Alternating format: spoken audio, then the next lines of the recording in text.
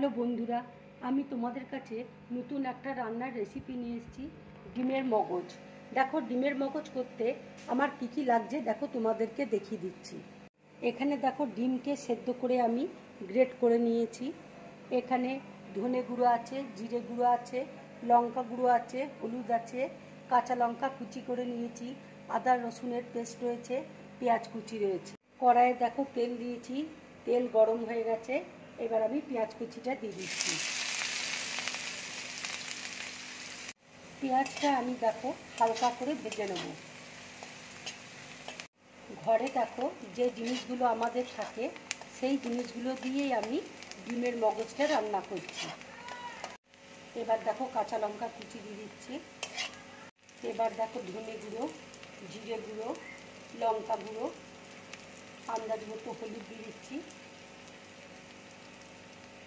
দেখো আমি আদা রসুনের পেস্ট দিয়ে দিচ্ছি। এবার দেখো আমি আন্দাজ মতো নুন দিয়ে দিচ্ছি। মশলাটা দেখো ভাজা হয়ে গেছে। এবার আমি অল্প করে জল দিয়ে দিচ্ছি। এবার দেখো আমি একটু কাশ্মীরি লঙ্কার গুঁড়ো দিয়ে দিচ্ছি। এবার দেখো গ্রেট করে রেখেছিলাম ডিমটা দিয়ে দিচ্ছি।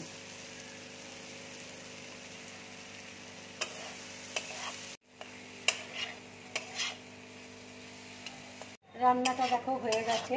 এবার আমি গ্যাসটা অফ করে দিচ্ছি। এবার দেখো ধনে পাতা কুচি দিয়ে দিচ্ছি। রান্নাটা হয়ে গেছে। এবার আমি গ্যাসটা অফ করে দিচ্ছি। বন্ধুরা, এইভাবে তোমরা ডিমের মগজ বানিয়ে তোমরা গরম ভাতের সাথে কিংবা লুচি পরোটা রুটির সাথে খাবে, খুব ভালো লাগবে খেতে। যদি আমার এই রেসিপিটা তোমাদের ভালো লাগে, লাইক করবে, শেয়ার করবে আর ডিম ব্লগ চ্যানেলটাকে সাবস্ক্রাইব করবে। নমস্কার।